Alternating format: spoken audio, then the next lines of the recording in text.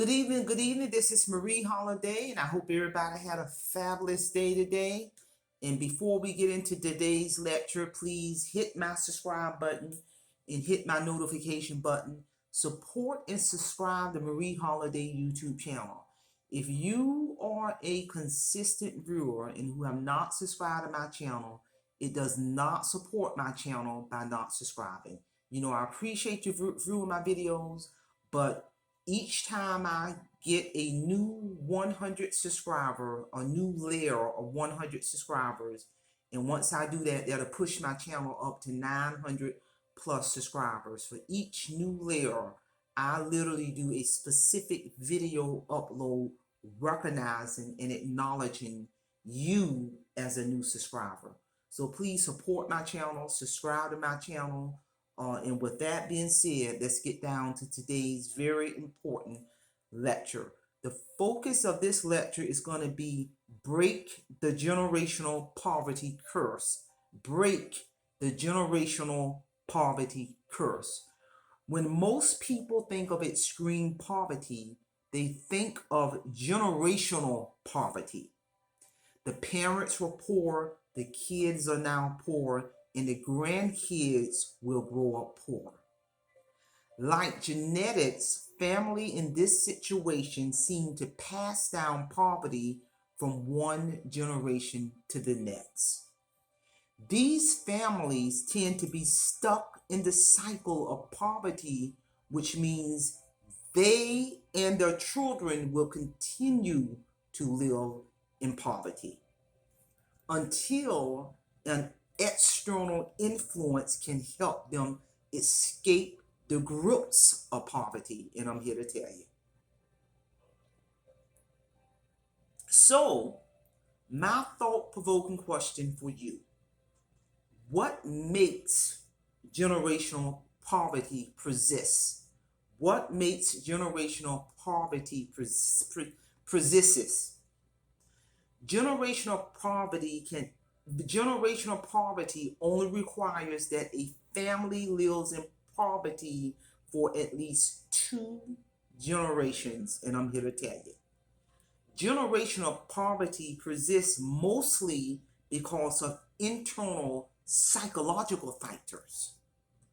Although financial issues are the external forces that creates these psychological barriers, however, it's a combination of hopelessness, scarcity, mindset, and toxic stress. Hopelessness is the key factor in creating the cycle, one generation to the next. Without hope and belief that life can be better, the motivation and energy needed to break the cycle are very low. And I'm here to tell you, almost all of the psychological issues with generational poverty are centered around finances. Many parents work multiple jobs just to make ends meet. This lack of fundamental resources, money, creates a scarcity mindset. The people trapped in poverty struggle to think of the future because they are so focused on surviving for the next few days or weeks. In this mindset, neither adult nor child are thinking about college, careers, investments, building wealth, starting a business, or achieving any higher achievement. Even if they often feel that these dreams are unattainable to them. They really do. They really believe that American dream is unattainable to them. And their lot in life is to just try to survive. Living in constant worry about money can also cause toxic stress, which can damage the learning and the motivation to try to rise above that. What can we do to end generational poverty? That's a powerful, thought-provoking question. What can we do to end generational poverty? One of the most effective ways to break generational poverty seems to be by many various ways, such as education. When I say education, I'm not just talking about that college degree. I'm talking about all forms of education.